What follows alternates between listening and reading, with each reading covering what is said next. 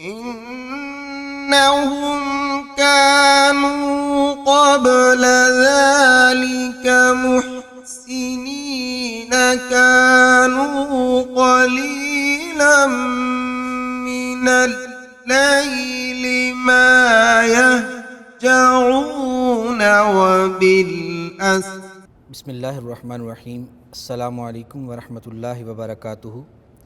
ناظرین کرام، پروگرام رمضان المبارک اور ہمارے اسلاف کے ساتھ آپ کا میزبان محمد زید لکھوی حاضر ہے. آج کے اس پروگرام میں ہمارا موضوع ہے قرآن اور فضیلت رمضان، یعنی رمضان المبارک کو جو فضیلت حاصل ہے اس کا سبب جو بنیادی طور پر ہے وہ قرآن ہے. اس کی مختلف پہلوؤں پر ہم کوشش کریں گے کہ قرآن اور سنت کی روشنی میں اس چیز کو ہم سمجھیں. سب سے پہلے سورۃ البقرہ کی آیت نمبر 185 میں اللہ تعالیٰ ارشاد فرماتے ہیں: اعوذ باللہ من الشیطان الرجیم، شہر رمضان الذی انزل فیہ القرآن ھدی للناس وبینات من الھدی والفرقان فمن شہد منکم الشہر فلیصمہ. یہ آیہ مبارکہ کی جو ترتیب ہے وہ بڑی معنی خیز ہے کہ جس میں اللہ تعالیٰ ہمیں یہ بات سمجھاتے ہیں کہ وہ رمضان المبارک کا مہینہ جس کے روزے تم پر فرض کیے گئے ہیں، اس میں روزے فرض کرنے کا سبب کیا ہے. یعنی رمضان کا مہینہ وہ مہینہ ہے کہ جس میں قرآن نازل کیا گیا، جو لوگوں کے لیے ہدایت ہے، جس میں ہدایت کی روشن دلیلیں ہیں، اور یہ حق اور باطل کے درمیان فرق کر دینے والی کتاب ہے. یہ سارا تعارف اللہ تعالیٰ نے قرآن پاک کا بیان فرمایا، اور آیہ مبارکہ کے شروع میں اور آخر پہ یہ بات ہے کہ رمضان المبارک کا مہینہ ہے. فمن شاہد منکم الشہر فلیصمہ، جو بھی اس میں موجود ہو، یعنی جس کے بھی نصیب میں رمضان المبارک کا مہینہ ہو، جس بالغ مسلمان مرد یا عورت کے بھی، تو اسے چاہیے کہ وہ اس کے روزے رکھے. یعنی بنیادی طور پر اس آیہ مبارکہ میں اللہ تعالیٰ نے صرف یہی فرمانا تھا کہ رمضان المبارک کے مہینہ جس کو بھی ملے وہ اس کے روزے رکھے. لیکن درمیان میں اللہ تعالیٰ نے قرآن پاک کے بارے میں یہ ارشاد فرما کر کہ یہ وہ مہینہ ہے جس میں قرآن نازل ہوا، اس سے یہ بات واضح ہوتی ہے کہ رمضان المبارک اس کی جتنی بھی برکتیں ہیں، سعادتیں ہیں، اس کی جتنی بھی خصوصیات ہیں، ان تمام کا بنیادی سبب نزول قرآن ہے. اور اگر اس آیہ مبارکہ کے اس مفہوم کی روشنی میں اگر ہم یہ کہیں تو بے جا نہیں ہوگا کہ رمضان المبارک دراصل نزول قرآن کا جشن ہے، اور دراصل یہ قرآن پاک کے نزول کی یادگار ہے. یہاں یہ بات تھوڑی سی سمجھنے کی ہے، عام بندہ اس میں تھوڑا سا سمجھنے میں اس کو دقت ہوتی ہے کہ قرآن پاک کا نزول تو تقریباً 23 سال میں ہوا. پہلی وحی غار حرا میں نازل ہوئی، اور اس کے بعد 13 سال تک مکہ میں نبی علیہ السلام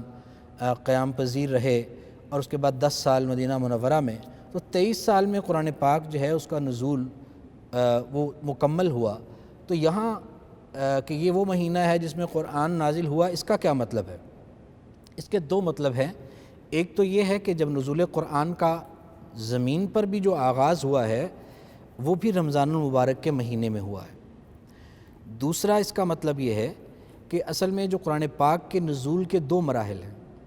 ایک مرحلہ وہ ہے جب لوح محفوظ سے اللہ تعالیٰ نے قرآن پاک کو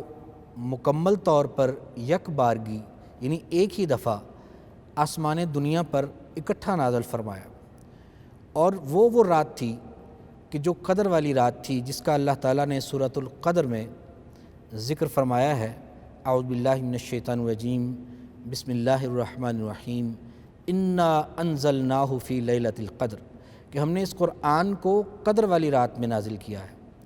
تو وہ قدر والی رات جس کے بارے میں یہاں سورۃ القدر میں بھی اللہ تعالیٰ نے فرمایا کہ وما ادراک ما لیلۃ القدر، تمہیں کیا معلوم کہ وہ رات جو ہے وہ کتنی عظمت والی رات ہے، اور وہ ایسی رات ہے کہ اس کی ایک رات کی عبادت جو ہے وہ 1000 مہینے سے بھی بہتر اور افضل ہے۔ تو یہ جو اشارہ ہے سورۃ القدر کے اندر کہ اللہ تعالیٰ فرماتے ہیں کہ ہم نے اس کو قدر والی رات میں یعنی ایک ہی رات میں نازل کیا، یہ رات دراصل رمضان المبارک کے آخری عشرے کی کوئی ایک طاق رات تھی، جس میں اللہ تعالیٰ نے قرآن پاک کو ایک ہی مرتبہ لوح محفوظ سے دنیا کے آسمان پر نازل فرمایا، اور وہاں سے پھر آسمان دنیا سے زمین پر قرآن پاک کا جو نزول ہے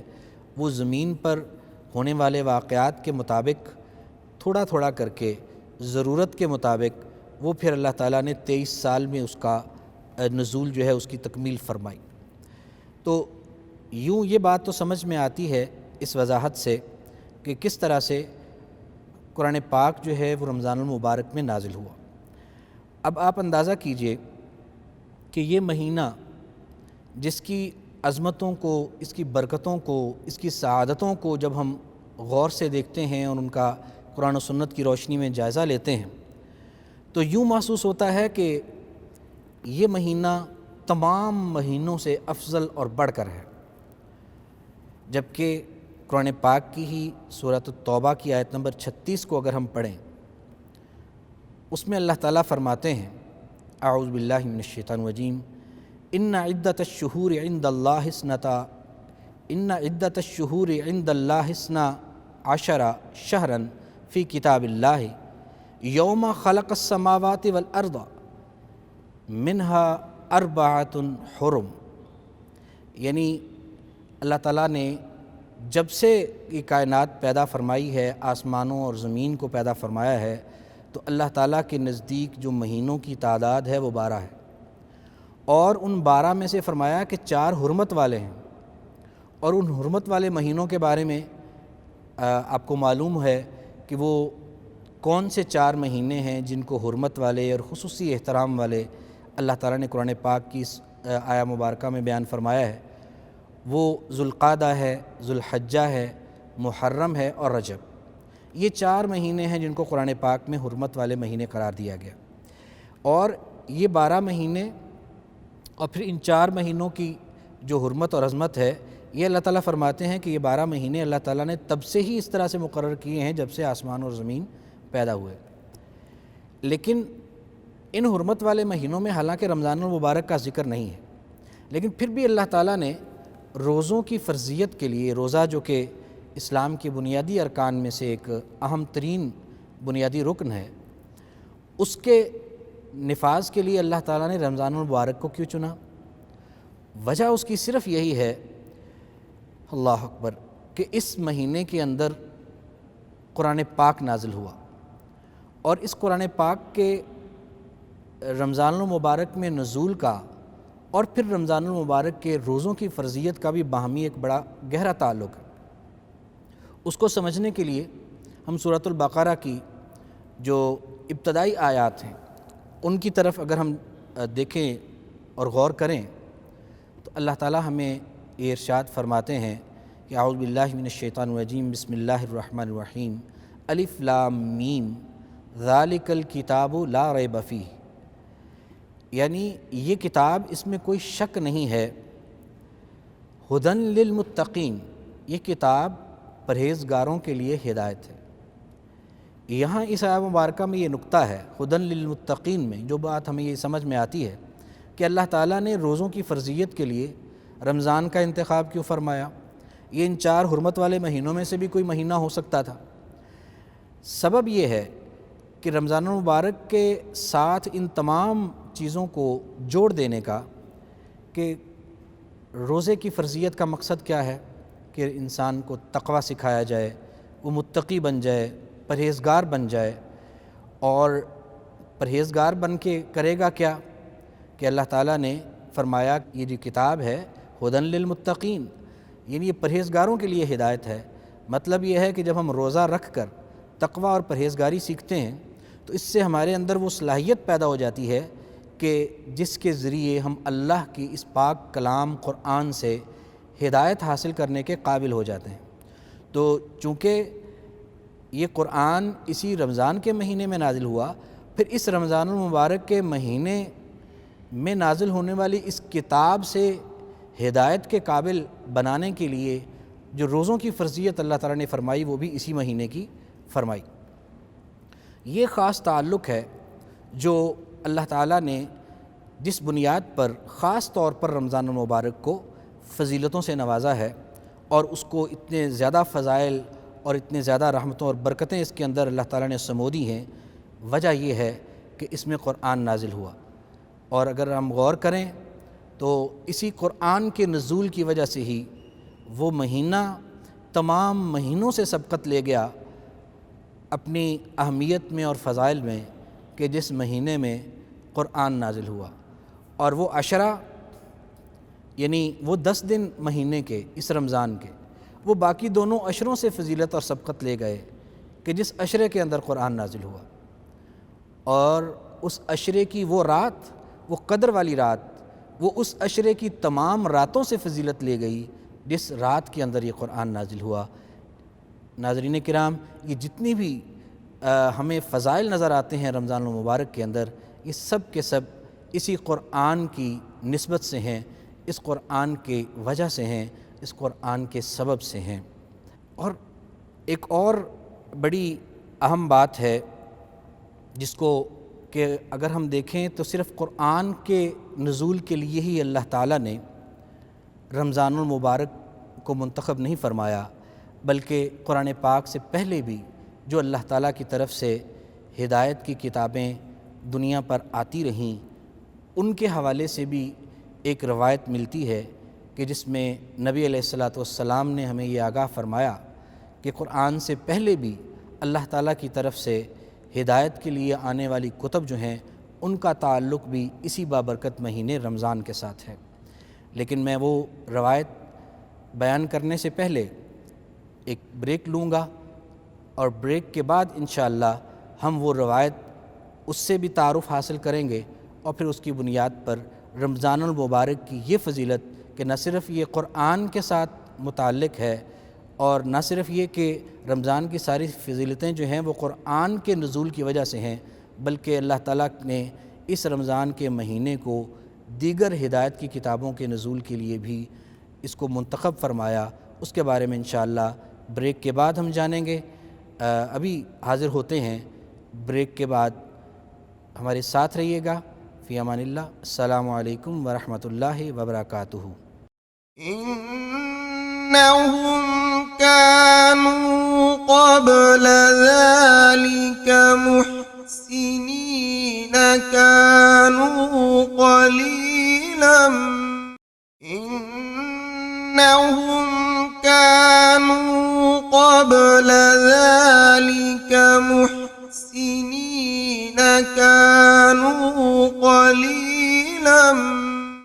السلام علیکم ورحمۃ اللہ وبرکاتہ۔ ناظرین کرام، بریک کے بعد دوبارہ حاضر خدمت ہے۔ میں بریک سے پہلے عرض کر رہا تھا کہ قرآن پاک وہ کتاب ہے اللہ تعالیٰ کی جس کے رمضان المبارک میں نزول کی وجہ سے اللہ تعالیٰ نے اس رمضان کے مہینے کو بے شمار رحمتوں، برکتوں اور فضیلتوں سے نوازا ہے۔ اور میں نے اشارہ کیا تھا ایک روایت کے بارے میں کہ جو روایت امام احمد اور امام طبرانی وغیرہ رحمہ اللہ نے بیان کی ہے، حضرت واصلہ بن اسقا رضی اللہ تعالیٰ عنہ کی وہ اس کے راوی ہیں۔ وہ فرماتے ہیں کہ رسول اللہ صلی اللہ علیہ وسلم نے فرمایا کہ جو صحف ابراہیم ہیں، یعنی ابراہیم علیہ السلام کے صحیفے، وہ رمضان المبارک کی پہلی رات نازل کیے گئے۔ اور اسی طرح تورات کے بارے میں رسول اللہ صلی اللہ علیہ وسلم نے ارشاد فرمایا کہ تورات کا نزول 7 رمضان المبارک کو ہوا۔ اور زبور کے بارے میں نبی علیہ الصلاۃ والسلام نے اس روایت میں ارشاد فرمایا کہ یہ رمضان المبارک کی 19ویں رات کو زبور کو اللہ تعالیٰ نے نازل فرمایا۔ اور اس کے بعد قرآن پاک کے بارے میں رسول اللہ صلی اللہ علیہ وسلم فرماتے ہیں اس روایت میں کہ 24 رمضان کے بعد کسی رات میں اللہ تعالیٰ نے قرآن پاک کو نازل فرمایا۔ یہ روایت جو ہے یہ السلسلۃ الصحیحہ میں ہے اور امام البانی رحمہ اللہ نے اس کو حسن قرار دیا۔ آپ اندازہ کریں ناظرین کرام، یہ رمضان المبارک کا مہینہ، اس کو اللہ تعالیٰ نے نہ صرف قرآن کے ساتھ جوڑا بلکہ قرآن پاک جو کہ آخری کتاب ہے اللہ تعالیٰ کی طرف سے ہدایت کی صورت میں جو ہمارے پاس پہنچی ہے، اس کے علاوہ اس سے پہلے بھی جتنی بھی ہدایت کی کتابیں اللہ تعالیٰ نے بھیجیں ان کے نزول کے حوالے سے بھی اللہ تعالیٰ نے اسی مہینے کو یہ شرف بخشا کہ صحف ابراہیم بھی رمضان المبارک میں نازل فرمائے، تورات کو بھی رمضان المبارک کی 7 تاریخ کو نازل فرمایا، اور اسی طرح سے زبور کو رمضان المبارک کی 19 تاریخ کو نازل فرمایا۔ یعنی یہ رمضان المبارک کا مہینہ اللہ تعالیٰ نے اپنی ہدایت کے لیے اس کو خاص کر دیا کہ انسانیت کے لیے جو ہدایت بھیجی جائے وہ رمضان المبارک کے مہینے میں بھیجی جائے۔ اور جیسا کہ میں نے پہلے عرض کیا کہ اللہ کی ہدایت کو حاصل کرنے کے لیے تقویٰ کی صفت کا ہونا ضروری ہے، اور رمضان المبارک میں اللہ تعالیٰ نے روزے بھی اسی لیے فرض کیے ہیں کہ ہمارے اندر یہ تقویٰ کی صفت پیدا ہو جائے، اور جب ہم متقی بن جائیں اور تقویٰ کی صفت کے حامل بن جائیں گے تو پھر انشاءاللہ اللہ تعالیٰ کی ہدایت کو حاصل کرنے کے قابل ہو جاتے ہیں۔ تو نہ صرف یہ رمضان المبارک اپنے اندر جو فضیلتیں سمیٹے ہوئے ہے وہ صرف قرآن کے نزول کی وجہ سے ہے، بلکہ قرآن سے پہلے بھی دیگر آسمانی کتب بھی جن کو اللہ نے نازل فرمایا ان کے نزول کا جو ان کی جو خوبی ہے اور اس کی جو سعادت ہے وہ بھی اللہ تعالیٰ نے رمضان المبارک کے حصے میں رکھی ہے۔ اور رمضان المبارک کی فضیلتوں پر اگر ہم نظر دوڑاتے ہیں، اللہ اکبر، بے شمار اللہ تعالیٰ نے وہ فضیلتیں اس کو عطا کی ہیں۔ اللہ تعالیٰ ہمیں یہ توفیق عطا فرمائے کہ ہم رمضان المبارک کی ان فضیلتوں کو جو اس قرآن کی وجہ سے اللہ تعالیٰ نے نازل کی ہیں، ہم ان کو صحیح طور پر سمجھیں بھی اور ان فضیلتوں کو سمیٹنے اور حاصل کرنے کی اپنی بھرپور کوشش بھی کریں۔ دیکھیں نبی علیہ الصلاۃ والسلام ارشاد فرماتے ہیں، متفق علیہ روایت ہے، ابو ہریرہ رضی اللہ تعالیٰ عنہ راوی ہیں، وہ فرماتے ہیں کہ نبی علیہ الصلاۃ والسلام نے ارشاد فرمایا کہ اذا دخل شہر رمضان فتحت ابواب السماء، یعنی جب رمضان کا مہینہ شروع ہوتا ہے تو آسمان کے دروازے کھول دیے جاتے ہیں۔ اور ایک روایت میں یہ ہے کہ فتحت ابواب الجنہ، کہ جنت کے تمام دروازے کھول دیے جاتے ہیں، غلقت ابواب جہنم، اور جہنم کے تمام دروازے بند کر دیے جاتے ہیں، وسلسلۃ الشیاطین، اور شیطانوں کو اس مہینے میں جکڑ دیا جاتا ہے۔ بلکہ ایک روایت جو ہے اس کے مطابق فتحت ابواب الرحمہ، اللہ تعالیٰ کی رحمت کے دروازے اس مہینے میں کھل جاتے ہیں۔ اور یہ مہینہ اتنی مغفرت کے مواقع اپنے اندر سمیٹے ہوئے ہے کہ جیسا کہ میں نے پچھلے پروگرام میں بھی عرض کیا کہ اس مہینے کو اللہ تعالیٰ نے جو فضیلتیں عطا فرمائی ہیں ان میں سے ایک فضیلت یہ بھی ہے کہ جو شخص اس مہینے میں کسی روزہ دار کو روزہ افطار کرواتا ہے تو اس کے روزہ افطار کروانے سے اللہ تعالیٰ اس کے سارے گناہ معاف فرما دیتے ہیں، جہنم سے اس کو آزاد فرما دیتے ہیں، روزہ دار کے برابر اس کو جو ہے اجر عطا فرماتے ہیں۔ تو ایک ایک موقع پہ مختلف اللہ تعالیٰ نے بہانے اس مہینے کے اندر رکھے ہیں بخشش کے، سعادت کے اور اللہ تعالیٰ کے قرب کے حصول کے، کہ کسی صورت میں کوئی انسان جو ہے جو اللہ کا قرب حاصل کر سکتا ہے تو اس کو کوئی نہ کوئی چانس جو ہے وہ ضرور اویل کر سکتا ہے۔ بے شمار مواقع ہیں۔ اس کے علاوہ نبی علیہ الصلاۃ والسلام نے بخاری اور مسلم شریف کی متفق علیہ روایت میں،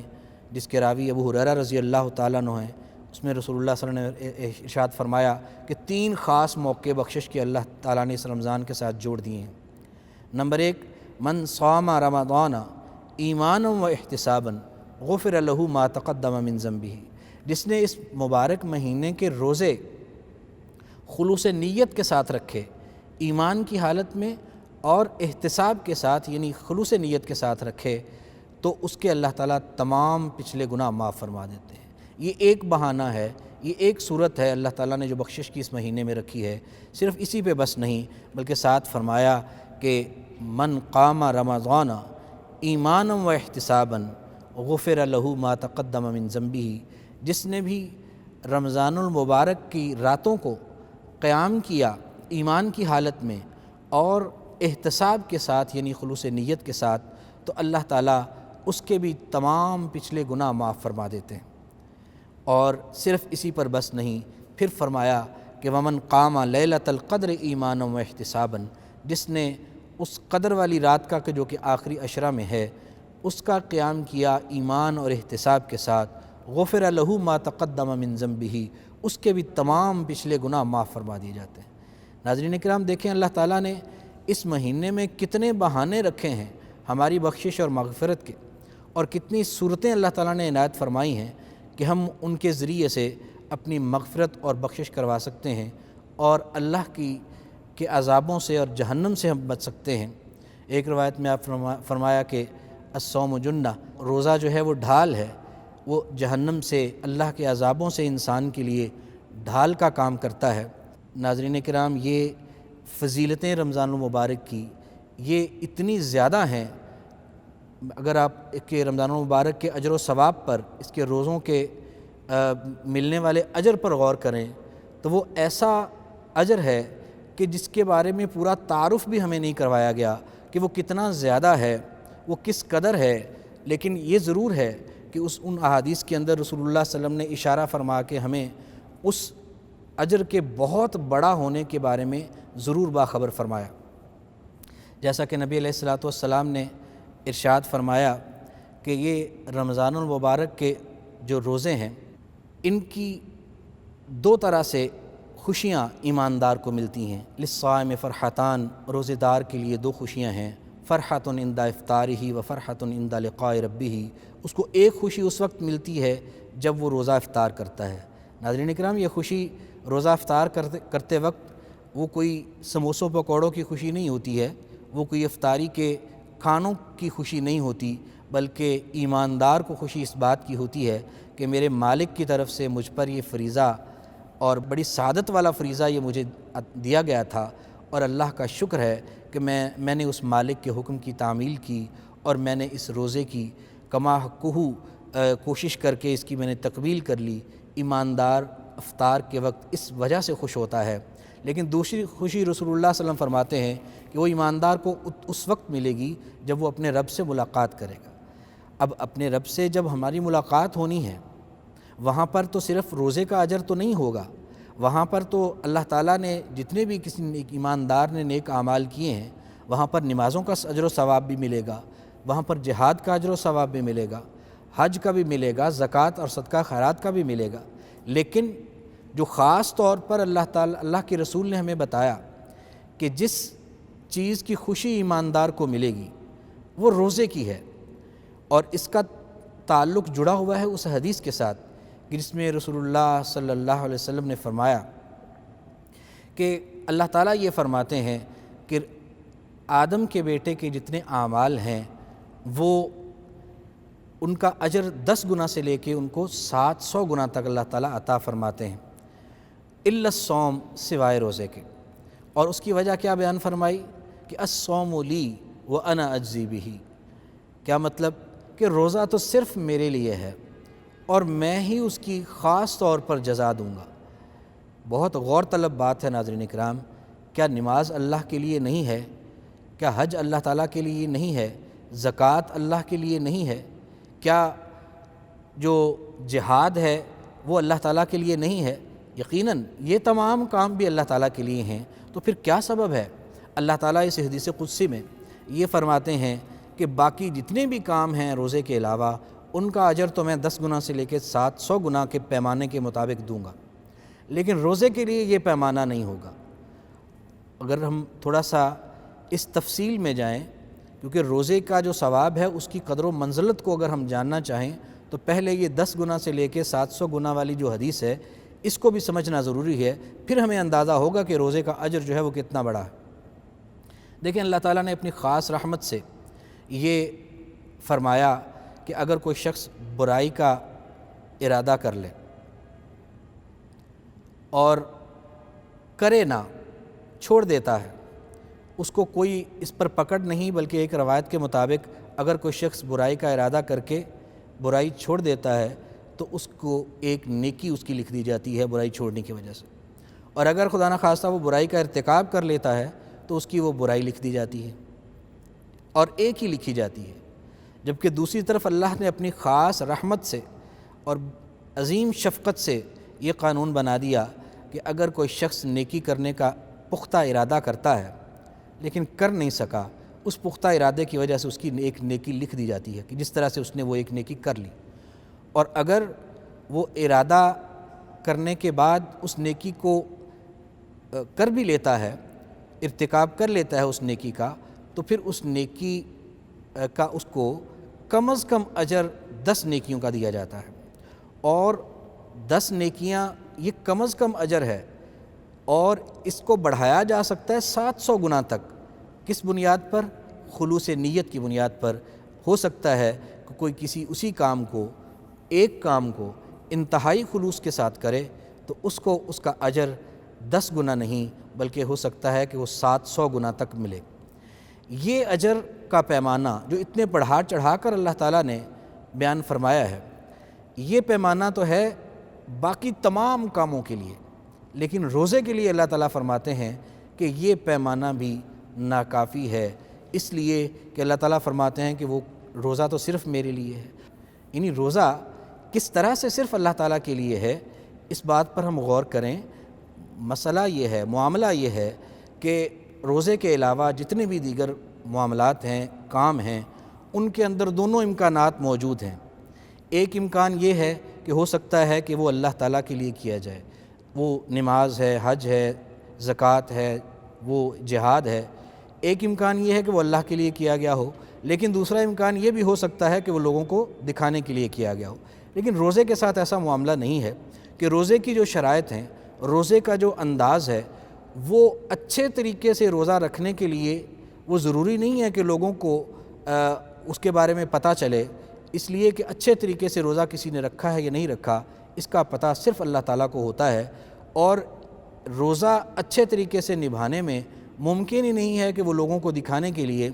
اس کو روزے کو اچھے طریقے سے رکھا جائے۔ اس بنیاد پر روزے کا ثواب اللہ تعالیٰ نے فرمایا کہ کیونکہ وہ خالصتاً میری رضا کے لیے اس کو صحیح طور پر رکھا گیا ہے، اس لیے میں اس کا خاص طور پر اجر دوں گا، اور وہ اس 10 گنا سے لے کے 700 گنا والے پیمانے سے ہٹ کر ہوگا۔ یہی وجہ ہے کہ روزے دار کو دوسری دفعہ اپنا روزہ رکھنے کی خوشی وہ قیامت کے روز جب اللہ سے ملاقات کرے گا، اور اللہ تعالیٰ اس روزے کا وہ اجر جس کے بارے میں ابھی ہمیں بتایا نہیں گیا، وہ جو کہ 10 گنا اور سے لے کے 700 گنا والے پیمانے سے بہت بڑھ کر ہے، جب وہ عطا فرمائیں گے تو روزے داروں کو دوسری خوشی اس وقت ہوگی کہ ہم نے روزہ رکھ کے کتنا اچھا کیا۔ ناظرین کرام، اللہ تعالیٰ سے یہ دعا ہے کہ اللہ تعالیٰ ہمیں رمضان المبارک کی یہ تمام فضیلتیں اور سعادتیں جو اس قرآن کی وجہ سے اللہ تعالیٰ نے اس رمضان المبارک کے اندر رکھ دی ہیں، اللہ تعالیٰ ہمیں اس مہینے کی قدر کرنے کی توفیق دے، اور اللہ تعالیٰ ہم تمام مسلمانوں کو یہ توفیق نصیب فرمائے کہ اس مہینے کی دن اور رات کی تمام ساعتیں جو اپنے اندر مغفرت کے مواقع سمیٹے ہوئے ہیں، رحمتوں اور برکتوں کو اپنے اندر سمیٹے ہوئے ہیں، اللہ تعالیٰ ہمیں یہ توفیق دے کہ ہم ہر لمحے کی ان رحمتوں، برکتوں اور مغفرتوں کو اپنے دامن میں سمیٹ سکیں۔ ناظرین کرام، اس کے ساتھ ہی آج کے اس پروگرام سے میں آپ سے اجازت چاہتا ہوں۔ انشاءاللہ اگلے موضوع کے ساتھ کل حاضر ہوں گے۔ کل تک کے لیے اجازت دیجیے۔ فی امان اللہ۔ السلام علیکم ورحمۃ اللہ وبرکاتہ۔ إنهم كانوا قبل ذلك محسنين، كانوا قليلا من الليل ما يهجعون وبالأسحار هم يستغفرون۔